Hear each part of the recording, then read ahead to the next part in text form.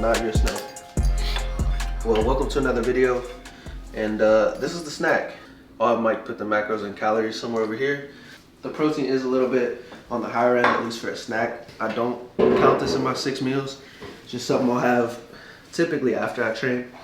You know, a little later at night if, you know, I'm eating some meals, especially on those lower carb days where typically later at night, man, I'll just be like, all right, I need a little something.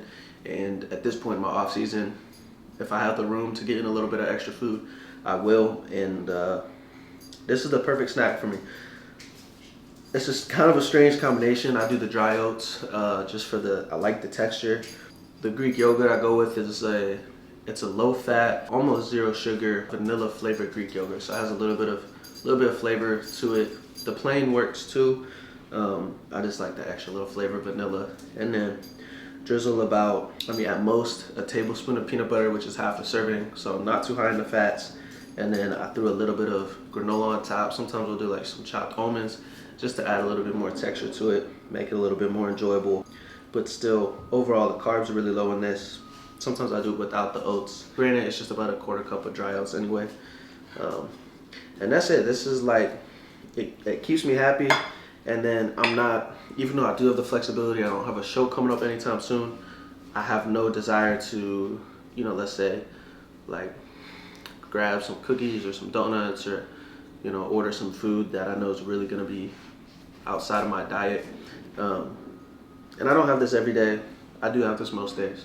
It is pretty good. And I feel good on it too. Now, before I eat this, if you guys, hey, what's up, crazy? What's up, crazy? If you guys know, I am a little bit sensitive to dairy. And for whatever reason, all the dairy-free yogurts a little bit harder to find, like something with low sugar, with no sugar and low fat. So I just pop a little lactate. I'm good to go.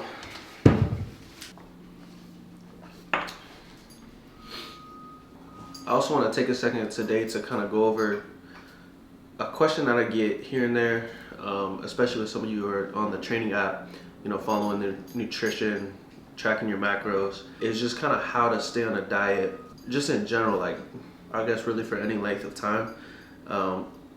You know, I can speak for myself when I say it definitely helps to have variety and kind of almost like seasons with my diet. So I'm not always in a caloric deficit, right? I'm only doing that leading up to a competition.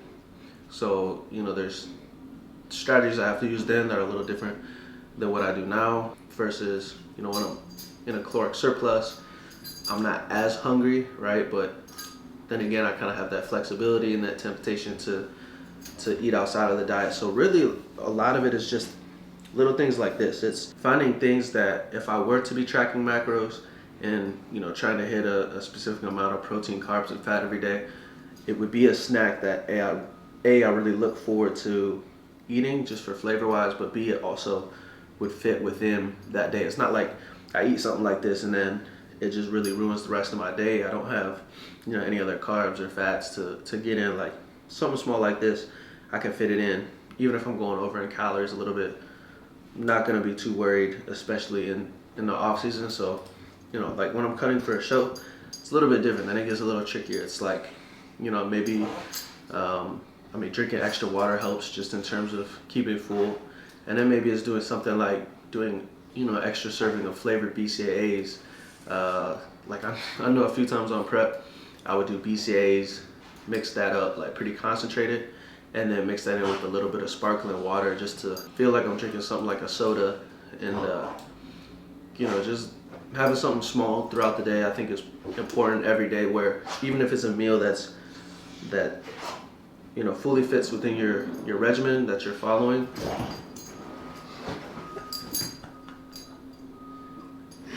This is going crazy on the couch, Mike. We're gonna have to include that one. Oh. Can we help you? All right. Anyway. But don't look at me. Man, don't look at me like that. Don't give me that look. No. Don't give me that look. All right, I apologize, little this guy. Uh, I love him to death. Definitely got a personality. Anyway, what I was getting at is just having a meal or two every day that you actually look forward to eating. You know, maybe it's just because you put a little extra effort in, you know, cook it hot. I think I mentioned some of that back in my full day eating video I did. That was towards the end of my cut leading up to my show, where, you know, things are pretty plain, but, you know, I still look forward to cooking some fresh egg whites in the morning, having some cream of rice, you know, nice and hot, occasionally getting in a tablespoon of peanut butter in that. Obviously that sounds really bland, but keep in mind, at least for me, like when I'm already dieting, something that simple really starts to make a bigger difference versus now in the off season. Yeah, a tablespoon of peanut butter is good in the cream of rice, but it really doesn't do it for me if I have a craving. So then, you know, I do something like this where I could be more flexible with the calories, still getting some extra protein, which doesn't hurt, and then you know, put a couple extras on there, a little granola, little peanut butter, some almonds, whatever it might be. A lot of times we'll do like blueberries in there too, and that's it. You know, just kind of, I think the key, at least for me, has really been making it mine. You know, feeling like, okay, this is, I'm following a pretty structured diet, but I feel like I'm able to put in enough pieces that I enjoy enough where I'm not going to complain, you know, having to stick to that diet. You know, there's phases through it. It's not the same thing 365 days a year. And on top of that, I think as far as the motivation goes, I look at it as like, I know how the right food is going to react with my body, and then how I'm going to feel in the gym, and just how I'm going to progress by feeding myself the right things. And that's enough motivation where I'm like, yeah, I could eat that, you know, if you're out at a party or something, or, you know, like the Super Bowl's around this time of year. So it's like, you get all this good food, you could definitely smash. It's like a giant buffet of, you know, you got the chicken, the buffalo chicken dip, the mac and cheese, like whatever it might be, right? It's like, yeah, I could go crazy, or I could just try a few things, be happy with it, and then know I'm still gonna feel pretty good the next day when I wake up and get back after whatever I'm doing. So I always try to think kind of past the food, like, all right, how am I gonna feel? And that's enough for me. That keeps me pretty honest with myself and on top of things. But that's it. That's enough of the little rant on food and diet. Hopefully that helps some of you guys who are on more regimented diets, at least stick with it a little bit better. Man, I think, was there anything else to update on my mic? There's some exciting stuff coming up, man. Yes, yeah, I think that's the last thing I want to mention. So for those of you who've been sticking with the channel for a minute, I do have a little trip coming up. It's down in Florida. It's just checking out a company that is really, I mean, how else you put it than say, like, they're really at the top of the game right now in terms of performance, quality, from what I hear, customer experience, and especially having gone through what I went through over the last month, just kind of getting my liver healthy, having a chance to at least talk with this company is like pretty near and dear to myself, and hopefully I have that opportunity to bring you guys some more information about it down the road. So I know Mike's really excited. We'll see what happens. You guys are seeing this after the trip, but we're filming it before, so I can't say much else other than that, other than stay tuned for the next video, right? Yes, sir. Yeah, but that's it for this video. Quick little one this week. Thank you guys for watching. That's my little high protein snack and my 2 cents on sticking to a diet. But what do I know? I'm just Merk. Hey, wait, hold up, come back. You know what? I think everything I said is true about, all the little strategies of, little games you can almost play with yourself to stick to a diet. And they work. Some work more than others, depending on who you are, what your diet's like I said, what stage. But when it comes down to it, you definitely just gotta want it. There's meals, no matter how ideal my setup is, how fresh my meals are, how on point I'm feeling, or whatever, how good I'm feeling that day, there's just meals I don't want to eat.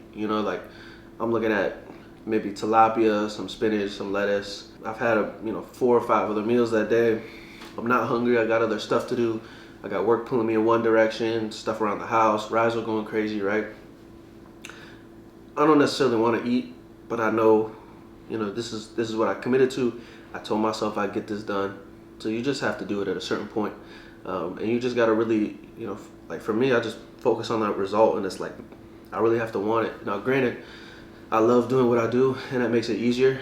Love is still work for sure, no matter what you do. But you got to be hungry for it too.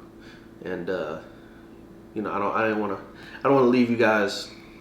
I don't want to leave that out of the video because it's a little blunt, but I definitely think it's a big part of whether or not you're gonna be as successful as you could be with the diet.